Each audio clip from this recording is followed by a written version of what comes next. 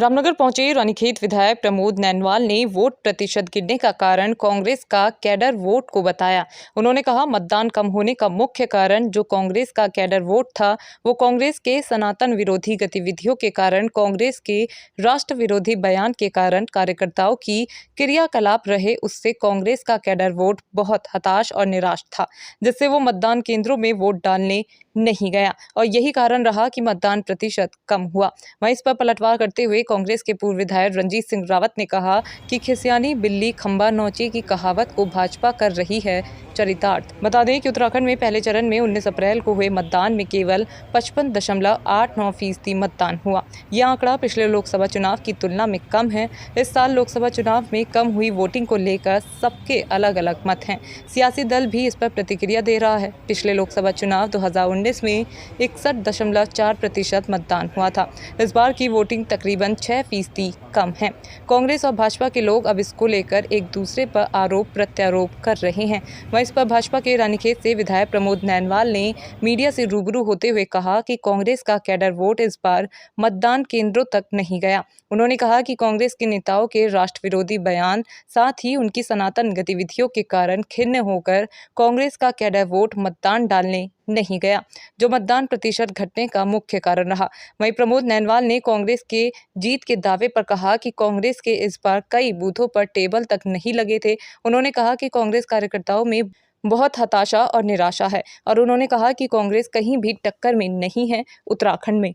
लोकसभा चुनाव में जिस प्रकार पूरे जोश व खरोश के साथ स्थानीय जनता ने वोट दिया है, वो भारतीय जनता पार्टी के पक्ष में इसलिए भी जाता है कि जो वोट प्रतिशत गिरने का मुख्य कारण जो मुझे लगा क्षेत्रों में घूमते हुए कि जो कांग्रेस का कैडर वोट था वो कांग्रेस के सनातन विरोधी गतिविधियों के कारण और कांग्रेस के राष्ट्र विरोधी जो उनके बयान रहे, जो उनके कार्यकर्ताओं के जो क्रियाकलाप रहे, उससे बहुत हताश और निराश था और वो मतदान केंद्र पर नहीं गया और वोट प्रतिशत गिरने का ये बहुत बड़ा कारण मुझे लगता है। कांग्रेस जीत का दावा कहां से करे। मैं अपने लोकसभा क्षेत्र के और अपने विधानसभा की बात करूं, जिन बूथों पर मेरे चुनाव में कांग्रेस के कार्यकर्ता बड़े सक्रिय रहते थे, बड़े जोशो खरोश के साथ बड़े ग्रुप में रहते थे, मेरे आधे से भी ज्यादा बूथों पर उनके कार्यकर्ता नहीं, उनके टेबल नहीं लगी थी और उनके कोई एजेंट वहां पर नहीं थे।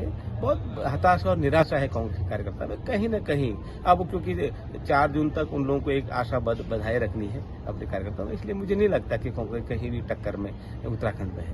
वहीं इस पर कांग्रेस के पूर्व विधायक रणजीत सिंह रावत ने पलटवार करते हुए कहा कि खिसियानी बिल्ली खंबा नोचे एक कहावत है, उस कहावत को भाजपा चरितार्थ कर रही है।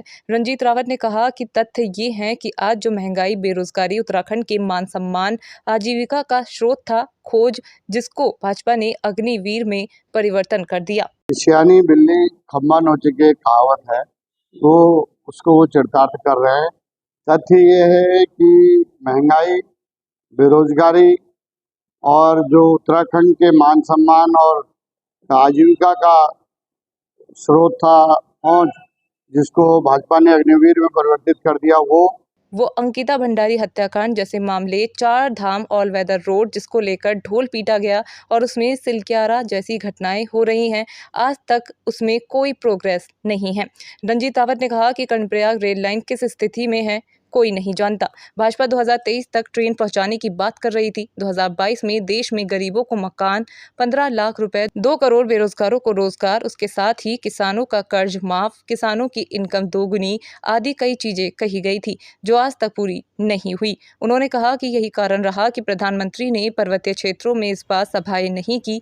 उन्होंने कहा कि इन तमाम सवालों से भाजपा के नेता कार्यकर्ता बच रहे हैं, इसी वजह से उनमें हताशा है और उत्साह नहीं था। उन्होंने कहा जहां तक वो कांग्रेस के कैंडिडेट वोट की बात कर रहे हैं तो भाजपा में वैचारिक शून्यता हो गई है, अनुभवहीनता उनके पास है। 10 साल से ज्यादा का समय सरकार चलाने के बाद भी सरकार चलाने का अनुभव उनके पास नहीं आ पाया है। उन्होंने कहा कि इसलिए चुनाव से पहले और आज तक वो लगातार कांग्रेस के लोगों को दबाव बनाकर हर तरीके से अपने वहां ले जा रहे हैं ताकि कांग्रेस के लोग इनका नेतृत्व संभाल सके, सरकार को संभाल सके, ये तथ्य है। रणजीत रावत ने कहा कि इसलिए भाजपा में जो थोड़े बहुत लोग थे वो अपने भविष्य को लेकर चिंतित हैं कि हमारा क्या होगा। उनकी उदासीनता की वजह से मत प्रतिशत मतदान कम हुआ है। और अंकिता भंडारी हत्याकांड जैसे मामले, 4 धाम परियोजना जिसे ऑल वेदर कह के बड़ा ढोल पीटा गया और शिलक्यारा जैसी घटनाएं उसमें हो रही है, आज तक प्रोग्रेस नहीं है। और कर्णप्रयाग रेल लाइन किस स्थिति में कोई नहीं जानता। 2023 में ट्रेन पहुंच जाएगी कह रहे थे, 2022 तक पूरे देश में गरीबों को, बेघरों को मकान मिल जाएंगे कह रहे हैं। आप कह रहे हैं 3 करोड़ बना दिया, एक तो भी नहीं है। तो और इसके साथ ही जो 2 करोड़ हर साल बेरोजगारों को रोजगार देने, किसानों की इनकम दोगुनी करने, किसानों का कर्ज माफ करने, 15 लाख हर खाते में डालने, जिनमें कोई काम नहीं हुआ, महज लफाजी हुई। और यही कारण है कि मोदी इस बार, जहां पिछली बार उन्होंने उत्तराखंड में करीब आधे दर्जन से ज्यादा सभा की, इस बार उन्होंने पर्वतीय क्षेत्रों में तो एक भी सभा नहीं की, 2 सभाएं की, तो सिर्फ मैदानी क्षेत्रों में करके चले गए। इन सवालों से भाजपा बच रही है और उनके कार्यकर्ता भी बच रहे हैं, उनके अंदर उत्साह भी नहीं था। इस बार प्रचार भी आपने देखा होगा, भाजपा ने वो ऑफेंसिव प्रचार नहीं चलाया क्योंकि उनका केडर बोर्ड जो है उनसे बिखरा हुआ है। जहाँ तक वो कांग्रेसियों की बात कर रहे हैं, ये तथ्य है कि भाजपा में वैचारिक शून्यता हो गई है, अनुभवहीनता उनके पास है ही है।